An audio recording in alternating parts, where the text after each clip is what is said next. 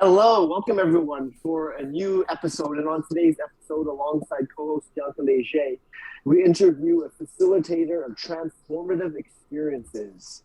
She's a clinical trauma specialist, an expressive artist, writer, yogini, performer, short filmmaker, Reiki master, TEDx speaker, and a recovery advocate. She's also the founder um, Institute for Creative Mindfulness and the author of numerous books on trauma, recovery, and healing. Most notably, her most recent book, Transforming Trauma with Jiu-Jitsu, written with Anna Perkel. Welcome to the Winner Circle, Jamie Marich. Thank you. So nice to be here in the circle with you. Awesome. Absolutely, a choice to step into the Winner Circle and be our best selves and follow our heart and let our heart lead. And your heart has led you on so many amazing adventures. I listed a bunch of them in the bio. And one way we get to know our guests is to ask them about their personal mission, their mission here on earth. So that's the mission you have as a trauma specialist or as a Reiki master or yogini, as a friend, a daughter, and all your different roles. What is the overarching mission in all that you do, Jane? Well, it's really a line you read in the bio, which is to facilitate transformative experiences. Because I think whether I'm working as a therapist, an embodiment instructor, if I'm doing work in art, that's what I hope to create for people or to facilitate for people. And I use the word facilitator a lot in my work, even more so than teacher. Because it's not to downplay what teachers do, because I certainly do a lot of teaching. But somebody who facilitates is a guide. They make the path easier for a person to have their own transformation. And I really make sure, whether it's my patients or students or people I'm working with in any capacity, for them to know that the power comes from within you. I'm just there to help show you a few things. And like in the title of our book, transform really means to change shape. And it's not physical shape, although sometimes that happens with people when they practice jiu-jitsu. It's really to kind of change the way they hold things in their body to hopefully lead to a greater sense of fluidity and ease. And when you can do that in the body, it hopefully happens in the mind and with your ability to be more flexible and fluid with life. Wow. Already this kind of approach, it encompasses so much, talking about the structure, the body, the mind. I think we have a lot to explore here. Yeah, and I'm so excited for that exploration. But before we do, I just want to paint a better picture of who you are to our listeners and everyone tuning in. And that leads us to our next question. There's a lot going on in the world right now, in the external world. But let's focus in on you. What do you love about your world right now, Dr. Jamie? Wow, that's such a good question. Um, One of the things I love about my world is when I have the time and opportunity to explore my passions, which is really writing.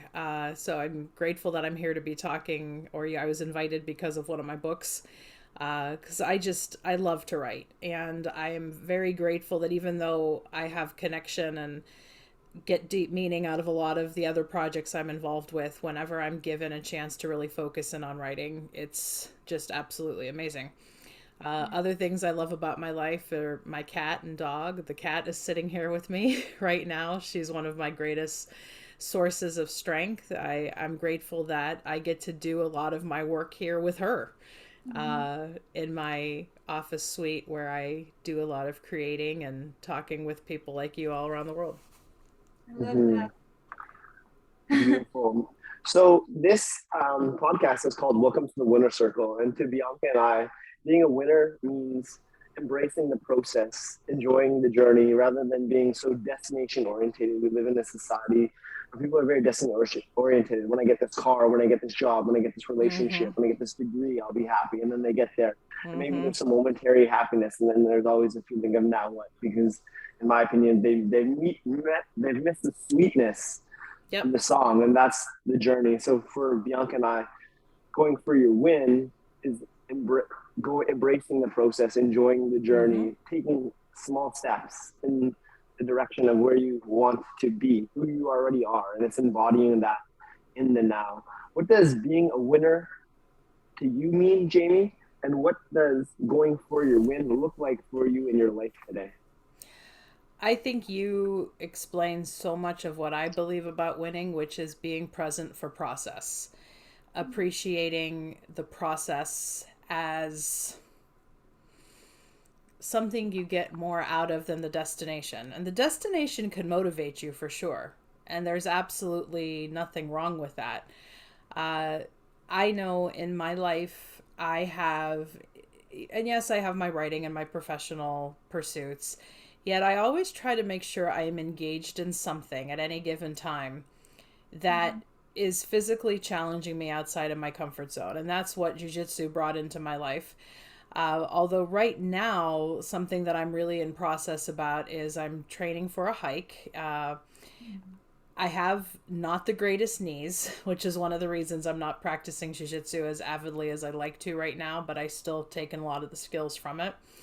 And two of my very dear friends and I are hiking a part of the Camino de Santiago in Spain. We have always wanted to do it, the three of us, or since we first found out about it. And I will tell you, I am getting so much out of the training for it. Like, yes, of course, I'm excited about going to Spain. It'll be amazing to finally be on the Camino. Yet the kind of organization that we went through to book our tour sent us a training plan, and I was doing it even weeks before it was technically supposed to start. And so, like, I'm doing my set amount of walks each week. This week on the plan, it's to add in some strength training. And I've been keeping a journal through the process to dictate or to document a lot of my insights that are coming up as I'm walking. And even as I'm walking outside, I'm taking pictures on my phone, receiving images, and printing some of those out when I come in and putting them in my preparations journal. And this journal I'm keeping, I know is going to be very special to me because it's really a testament to process. And I'm all about embracing process in whatever you're doing. Beautiful. Well, we're so excited to explore your journey to the woman you are today. And we can go back as early as you wish. I know Bianca is very passionate about writing herself, so maybe let's examine the origins of that.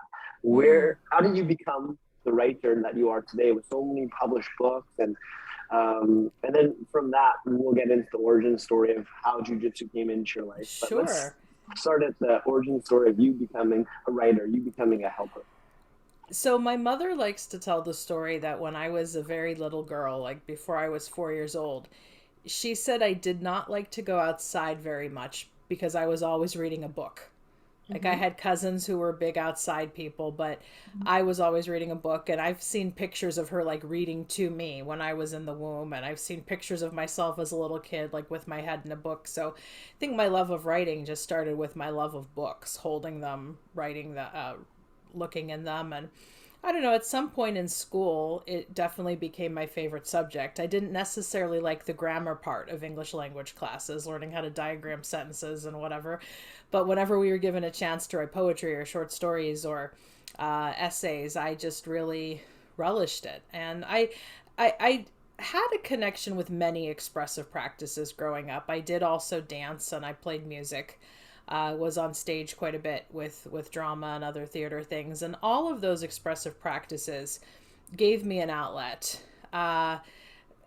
Without going too much into it, I'll just say that my home was not a place where one could be themselves and express emotion very freely. But I found that when I was engaged in expressive practices, I had some kind of place to be me. And I really valued that. So writing was just something that it's been an interesting journey because even as a student, I was assessed as having some kind of competence in it. So I think in our culture that can help one stay motivated. But when I really deepened my expressive arts journey, I found that it was kind of leaning into some of the other practices like visual art, which I was never really a good student at. Yet it helped me kind of get out of my own way with process and just seeing what's revealed. And then that naturally can make me a better writer when I do that. So I started writing books. Well, I had my doctoral dissertation in 2009, so that was probably the biggest piece of endeavored writing I did first.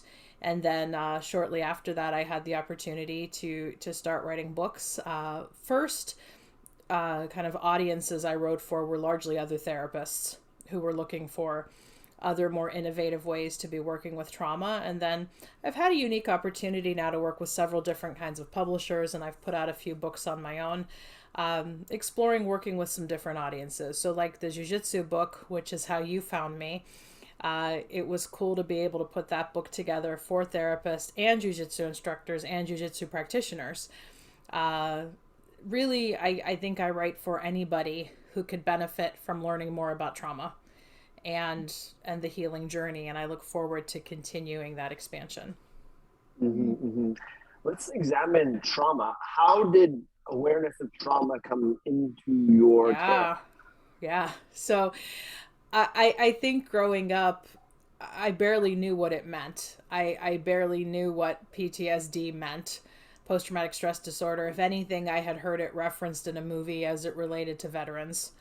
But I definitely, the first part of my struggle was recognizing that I had an issue with addiction. That was very clear to me in my early 20s. And that journey took me halfway around the world. I was struggling. I was in my first graduate program here in the US. I didn't really know what to do for help because I will just say my family kind of brushed it off as, you're too smart to really have an addiction problem. You'll figure it out. And I had one parent that, was pretty religious, and it was just, go back to church and you'll be fine. But nothing that I was trying was fine. And I didn't even really know what counseling or therapy was at that point. I think I went to a campus counselor once or twice, which was helpful, but didn't realize that there was deeper help available. So I did set out on my travels at that point. I dropped out of graduate school. I spent quite a bit of time in Europe, specifically in the countries of Croatia and Bosnia-Herzegovina, which is where my family is from ancestrally.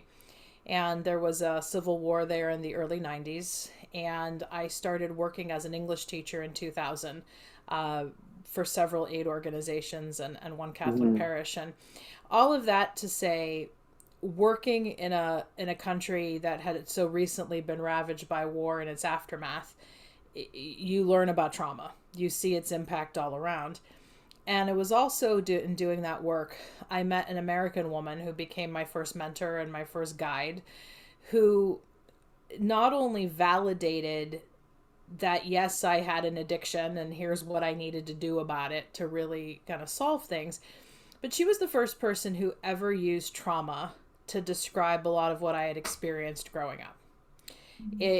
My knowledge of trauma at that point was like, it just didn't feel like it applied to me because it was never validated or normalized as such. And even when she was explaining what trauma was to me, I said, but I never went to war. And she had me consider things like, well, maybe the war zone was your house. And, knowing how I grew up, that was very much the case. And being a kid who was often described as too sensitive and kind of too feeling of the world around me, it was very clear how unhealed wounding, and trauma just means wound. It's a translation from Greek. How unhealed wounding really had fed into my addiction and some of my other struggles. So that woman's name was Janet Leff. She's no longer with us. She passed away in 2017. Yet she's the one who really got me on the right track in my personal journey, which is then what led to my doing this professionally, because she guided me there too. She said, I think you'd be good at this. So, why don't you consider going back to school? And all these years later, here I am. Beautiful. So in this story, what role did fear play? What was your relationship with fear? Like, was there fear that arose when you decided to quit school the first time and go to Bosnia and teach English? Or was there fear to follow Janet Leff's advice of pursuing this as a career? And how did you overcome that fear? And what has your relationship with fear looked like over time? That's an interesting question, because when I left the US and went to Europe, I was in such a low place. I had this sense of there's nothing to lose. And when I'm reflecting back over my relationship with fear, that was probably the most fearless I ever was. Because it was very much the sense of, if you don't do this, you'll be dead. And I'm going to be thinking about this question all day, because if anything, I would say I've even struggled with fear a little more, in later years of my change process.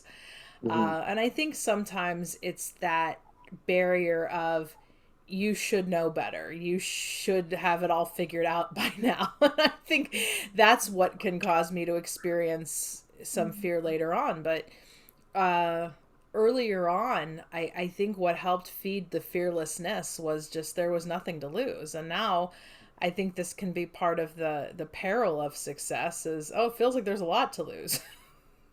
But not really. So I'm grateful for the question, because I need to remember that time in my life more, when it's like, just do this or you're gonna die. And that kind of took the fear out of the equation. Wow. I'm feeling into this pressure that we put on ourselves, especially in those times where we feel like we have so much and maybe there is a lot to lose, and how that can create that fear. It feels like fear and pressure have something to do in common. I think in my story, that's been the case. Yeah. So how have you learned to use fear as an ally, Jamie? Yeah, I like that saying that goes around. I don't know who it's attributed to, that courage is feeling the fear and doing it anyway. Because there have certainly been many moments in my life where I've had to do that. How I could leverage it is, I think, also having a mindset of, if it didn't make me a little bit afraid, it wouldn't be this worth it. So I'm able to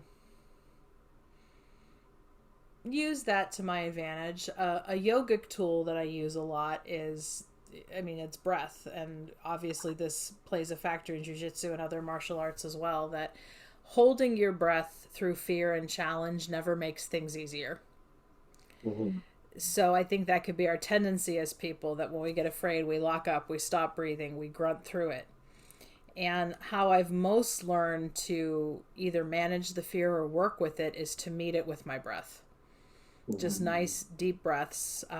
It was interesting because I felt I was really getting that with my yoga practice. And then when I started practicing Jiu-Jitsu, I was holding my breath like you wouldn't believe. And I know that's something my first coach, who I write about in the book, would always call me on, like, Jamie, you're forgetting to breathe. You're forgetting to breathe. So even embracing that art was a new level of challenge that helped me realize this thing I teach, which is holding your breath does not make things easier. That's some sage advice. And I'm curious to hear your advice for a fellow hero, a fellow journeyer on their path. I would say this as an author, or someone feeling the call to write, to share their creative works, but they're feeling fear.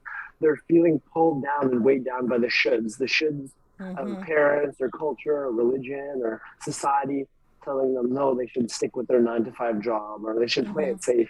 But there's a calling in their heart, that feeling of must, like I must share, I must write, I must give this gift. And they're stuck in the mud at that crossroads of should and must. What advice would you give that aspiring writer or that aspiring yogi or that aspiring traveler being weighed down by those shoulds, put on their narrative by others?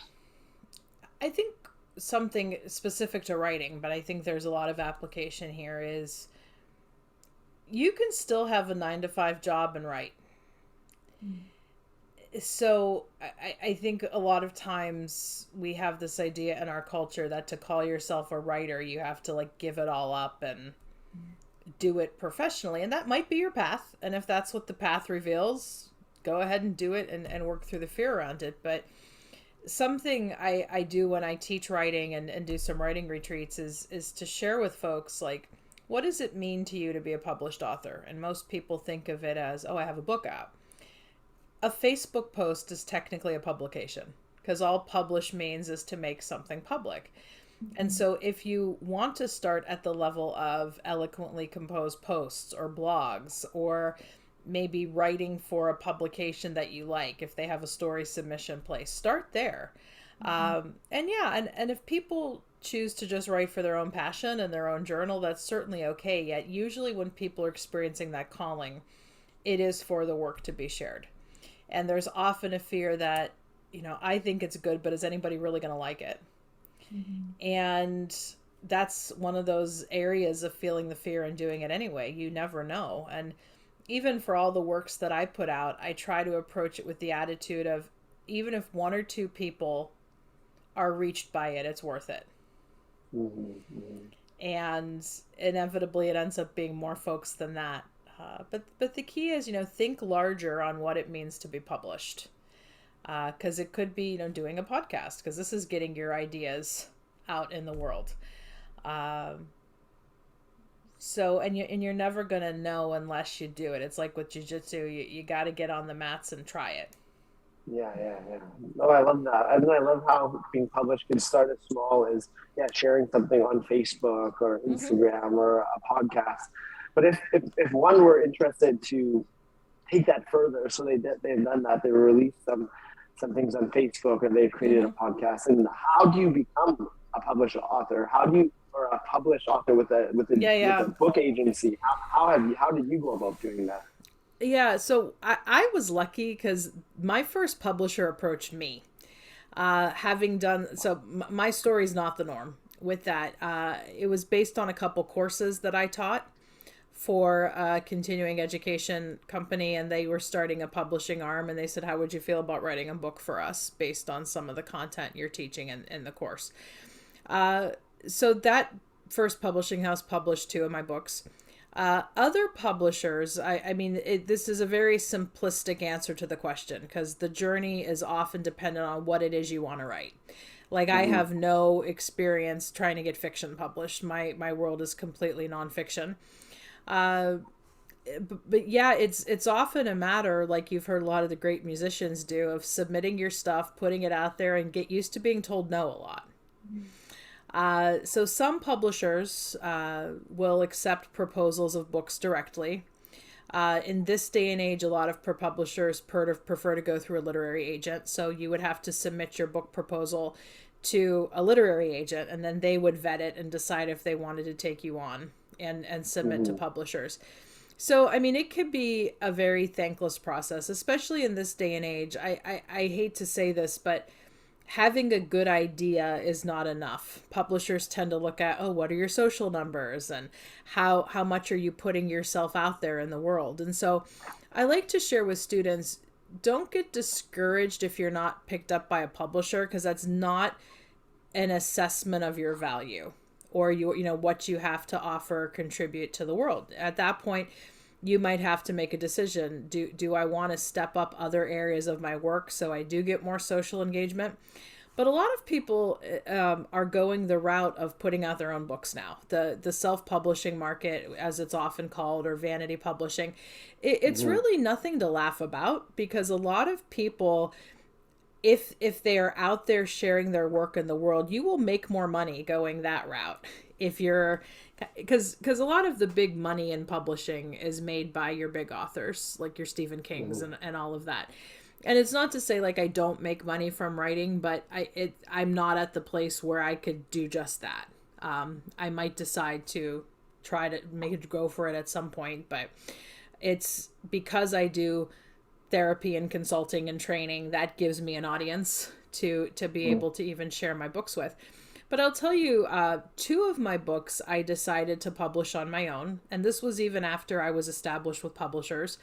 Just because publishers can be this is what we can sell to our niche, to our market. And there were 2 books I had over the years where it just really wasn't a good fit, even for publishers that I had worked with. So I put them out on my own. One eventually ended up getting picked up by a publisher, which occasionally happens. And another one, I kind of like that it's not with the publisher. It's just like the manual, the content of a lot of what my organization teaches on expressive arts, and we're able to make the book available pretty low cost as a result. So, and if you really kind of want to deepen it, there are courses out there you can take on kind of the ins and outs of the writing world. I do a self-paced writer's retreat where I answer a lot of these questions and take you through some guided writing exercises, how to get a proposal in place and whatnot. So I hope that gives your listeners some insight into a question they might have already had. Yeah, perfect. And then now that leads us to your latest book, this one right here, Transforming Trauma with Jiu-Jitsu. Before getting to how this book became made, is like, how did Jiu-Jitsu come into your life, and what does that journey look like? I think that's a cool story. So I had a fascination with martial arts for a long time.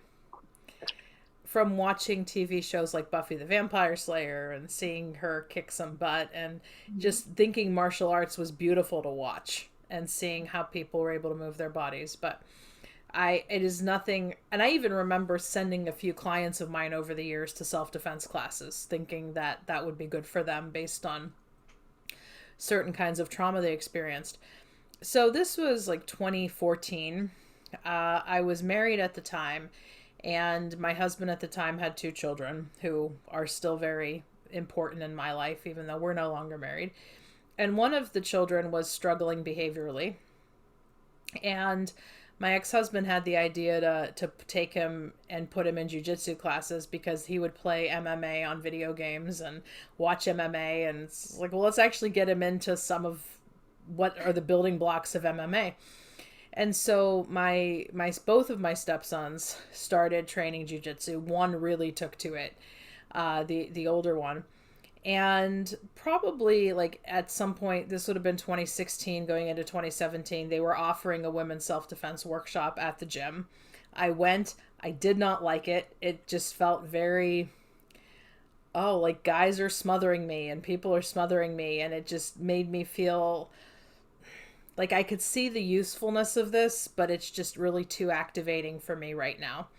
But I remember at that first women's self-defense class, I met Stacey May, who's somebody we interviewed for the book, and she just saw how activated I was, and she was very kind and very understanding, and that made an impression on me. And then a few months later, my ex-husband and son kind of stayed on me again, like, why don't you come and try a class with another instructor? Because we think you might have a better mesh with Micah Bender, who I write about in the book. And I went to a public class with Micah, and I will say it didn't suck. I wouldn't say I loved it, but I knew like if anybody was going to teach me this, it would be Micah. And, I had the fortune and privilege at the time to be able to take private lessons, and I took only privates at first, and then I eventually was able to work my way into group training. Just because with a lot of my stuff and issues, I really needed somebody one-on-one who I could talk to, who I felt got it. And, Micah just ushered in so much into my life that was valuable, because our jiu-jitsu training really became like their own kind of therapy sessions. And interestingly enough, it was training jiu-jitsu that helped me to walk out of that marriage that was no longer working. So in a way, it feels like my ex-husband gave me the gift I needed to be able to even get out of the marriage in the first place. No, because one of the things like Micah and I would discuss as we were learning, especially some basic striking defenses, is how women tend to be socialized not to show anger, to be too nice. And there were several places he was like, you're being too nice, or you're being too delicate because you're like afraid. And I'm like, yeah, that's what I've been told to do, and not be able to speak out and be assertive. So, I mean, I will say, like, because I know you talked to my co-author Anna on another episode, like she dove in all the way and had a kind of similar path of mine with being a trauma survivor. But she's like the daredevil adventure taker, or is, going to go all the way up the belt system, I'm sure. For me, it was enough to learn like the women's basic self-defense curriculum. And, through Gracie University, I took their Pink Belt Women Empowered program. it meant so much to me, because to be able to take a timed belt test at 38 years old at the time, like I never thought I'd be doing something like that again. And it really tapped me into this sense of your body is still capable of amazing things. I adore the concept in Jiu-Jitsu of leverage, and it's about how you use your body, not the brute strength and the force. And that lesson just translated into so many other areas of my life. Mm-hmm. So beautiful. Thank you for sharing that. And then it came to the book. What is your goal with the book? Yeah. So the genesis of the book, this was actually a book I would say I was asked to write it. Like my first book I mentioned to you, they asked me to write it. So the publisher that I work with now, North Atlantic Books, they're just a wonderful publishing house that is passionate about putting out a lot of different holistic titles. And they published a previous book of mine and saw I was writing in my bio that I was training jiu-jitsu and pink belt and all that. And they said, how would you feel about doing a book on jiu-jitsu? Because we really feel we need one, especially one that's like written by a woman. And at that time, I said, I can do this, but only if I bring Anna along.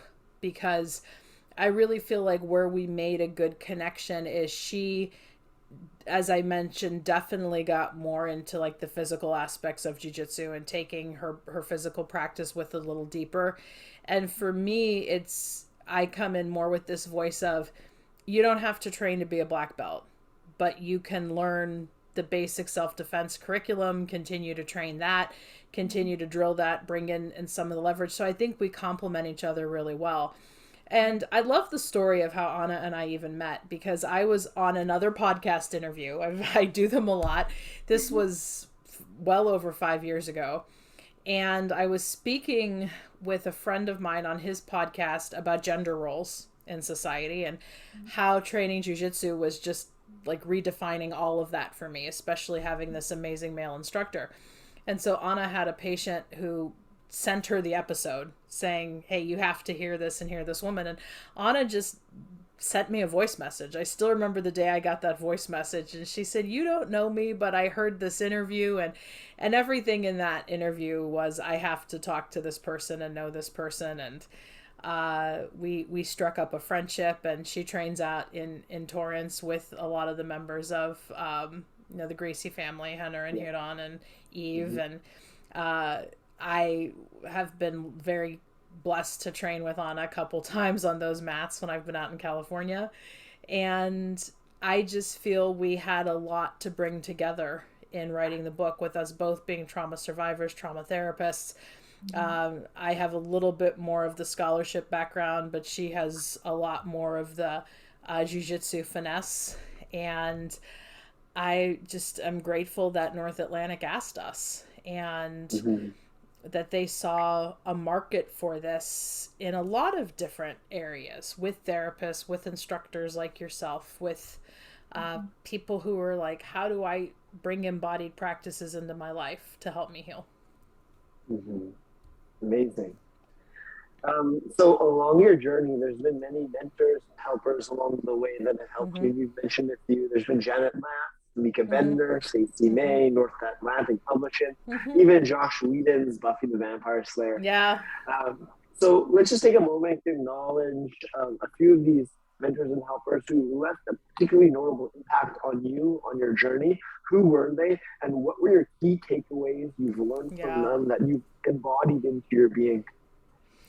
Well, I think I'll focus on Janet and Micah as they relate to this interview. Sure. Because Janet was the woman who validated, and I know we often throw that word around, yet it can be so important in trauma healing for somebody to tell you, hey, you're not crazy for being this way or behaving this way. This is just, how trauma is. So, I mean, the gift of validation that she gave me, one of the lines that she said to me that has stuck with me now for over 20 years, and I use it with my students and my patients, is after Janet heard about a lot of what I experienced in my life, she said, Jamie, it's no wonder you developed a problem with alcohol and addiction. what are you going to do about it now? And it was very much that combination of she validated me first and then she challenged me. Because if she had just come in and challenged me without validating me first, I would have turned her off. If she would have just validated, but not prompted me into action, I may have stayed stuck in my own self-pity. So that combination of validation and a call to action is something she really gave me that I very much needed. And Micah, wow. Even as I was telling you the story, it was just so cool that my son was able to say, take lessons with him. Like, he's the one for you. And I think there, my hope, and Anna and I both hope that this book and our ideas can really promote this notion that everybody could be more trauma informed, because there's probably a lot of trauma survivors walking into your courses. But for me, it definitely took someone very special to embrace this art that I had been fascinated by yet resisted. And Micah was just so incredibly human, so incredibly also validating, like Janet. But now that I think about it, he did a lot of what Janet did for me. He validated me and then he challenged me. And I think every great mentor I've had in my life, every great influence I've had in my life, that's been the combination. Validating, accepting, but then really kind of a call to action. And I think any writer who's good will tell you this, that your editors make you better. If you work with the publisher and they have a really good editor for you, like I've had with Shayna at North Atlantic Books, she challenges me on a lot of my writing. Like, you might consider doing this differently here, you might consider doing this differently here. And that to me makes each project better than the next. So I think that's what I would kind of ribbon with, that the great mentors will validate and accept you as you are, yet also challenge you to do things you may not even realize you can do yourself. Amazing. Thank you for sharing. What would you say would be the foundational piece of being trauma informed? How can one become trauma informed? What's the most important awareness to create? I think the key is to treat people with dignity. Like I was just mentioning, I think a lot of it has to do with you validate people before you challenge them. Because I think getting good in jiu-jitsu or any kind of sport does involve a degree of being challenged and maybe even being pushed. But I don't want instructors to be horrible about how they do it. And I just think anybody can be more trauma informed, and that is realizing, having an awareness that human wounding affects people. And as we go into more detail about in the book, it can literally change the way your brain processes information. It's about realizing that if a kid's not paying attention in your class, it doesn't necessarily mean they're being bad. They just might be overloaded. Yeah. So how can you give that kid a pause or a timeout, or maybe do something with the whole class that helps move the energy a little bit more? So fundamentally, it's having awareness that people's wounds can get in the way of their learning. And I think that's one of the prime lessons I learned about trauma, teaching English in a post-war environment. And that's something Janet also helped me to understand, that anything that's unhealed can get in the way of a person paying attention, learning, being fully present for life. So you've talked about many challenges you faced on your journey, growing up in a war zone as a child, your addiction issues with alcohol, your dissolution of your marriage, and teaching English in a post-war environment, all very notable challenges. Through your journey, what would you say has been the biggest challenges you've met on your path, and how did you overcome and learn from it?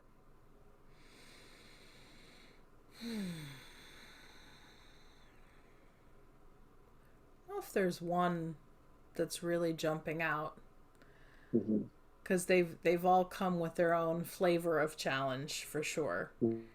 I think there can still be this tendency that I struggled with and has made the journey hard at times, is to still beat myself up with messages from the past. You were mentioning earlier about the shoulds. And even with all the therapeutic work I've done on myself, I can still get caught up in, I should have done something differently. I should have made this choice. I should have. And when that happens, I think I could acknowledge the emotion of it and then let it go as I'm able. Because the reality is I can't change the past, either what I did or what others did, but I can hopefully learn from it to know how to do differently next time. Beautiful. One of the methods, therapies that you've used and you're a big fan of and proponent of is EMDR, eye movement desensitization and reprocessing. And I know Bianca had some questions for you about that. We've interviewed a few people, Anna including, and another clinician about EMDR, and we're still learning to understand it. So Bianca, you had a question regarding EMDR that you were excited to ask me. Right. Well, I understand that it has to do with the eye movement, or rapid desensitization. I don't know if I'm saying it properly, but I would love to understand a little bit better how this works and how this can help somebody release some of the fear and recalibrate themselves to perceive reality in a brighter lens. How does that work? So I think the easiest way to talk about EMDR is to explain a little bit of its origin story. The founder, Dr. Francine Shapiro, was a cancer survivor working on her PhD in psychology in the 1980s. She was very interested, as we are, like in mind-body approaches, and was taking workshops and things like meditation and guided visualization and really learning about mind-body process.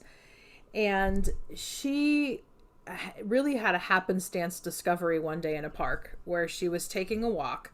As she was walking, some disturbing things came into her awareness, and she just kind of stayed with them, noticed them, and the more she noticed them, she observed that her eyes were moving back and forth as she stayed with the distress. And then she eventually took a break from the walk, kept following her eyes along some a couple versions of the story, like kind of like light was flickering along water created by some trees, and some versions will say she was following trees back and forth, just really then deliberately doing that with her eyes in a very rapid diagonal way.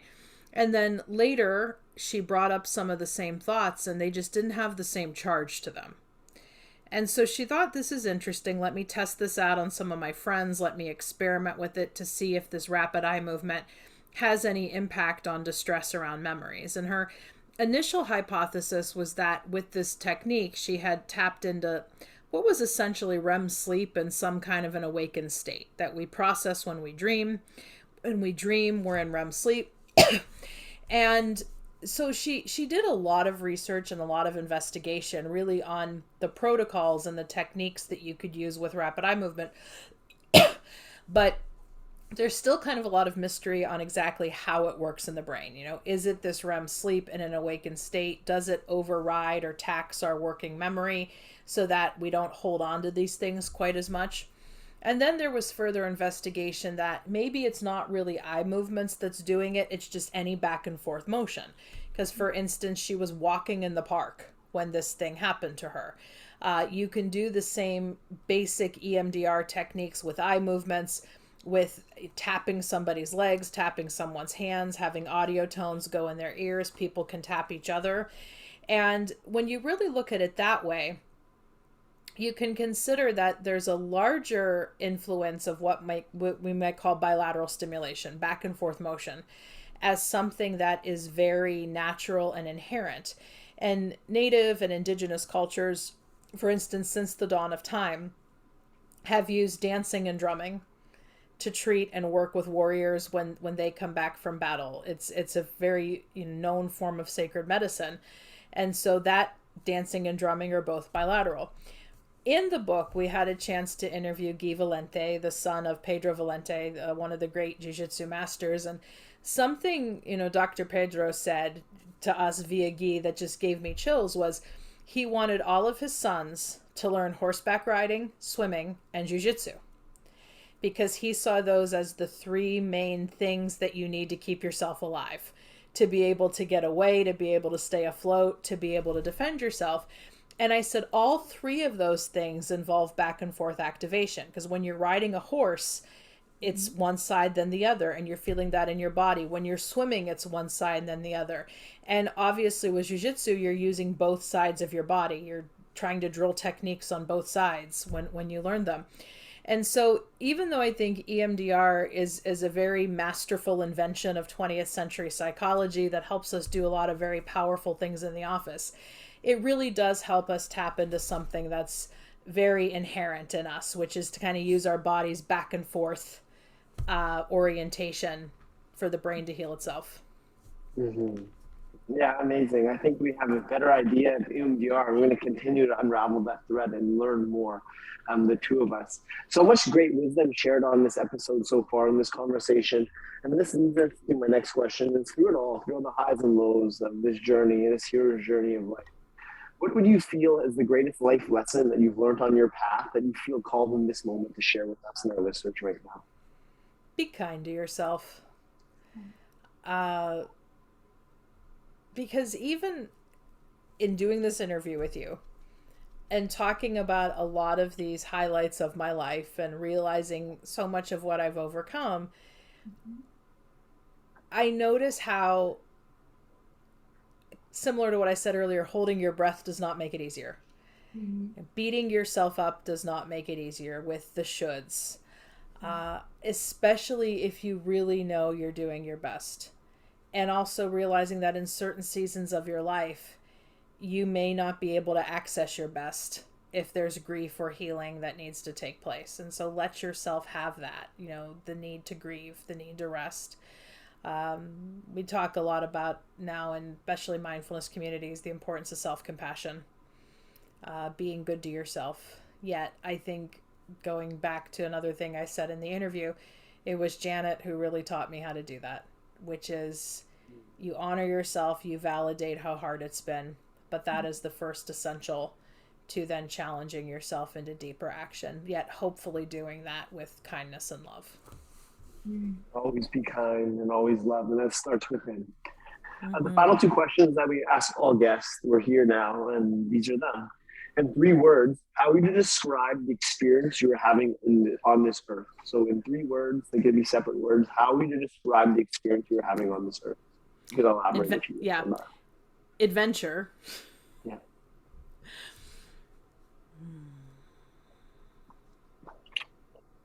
Joy. It's one of my favorite words. And I think what's coming up for me uncensored is this idea of struggle. Yet when I think of the 3 of them together, can I embrace these struggles with joy and a sense of adventure? Or can I embrace these struggles with a sense of adventure and realizing that one of the reasons I like the word joy so much is, for me, happiness comes and goes, and that's normal.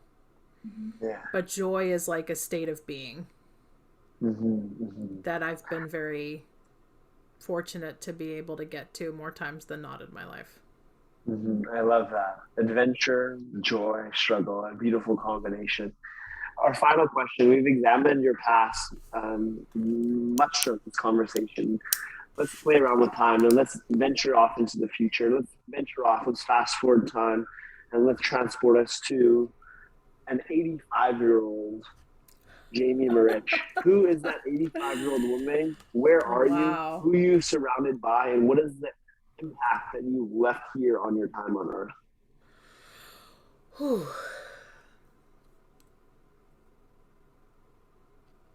It's a beautiful question.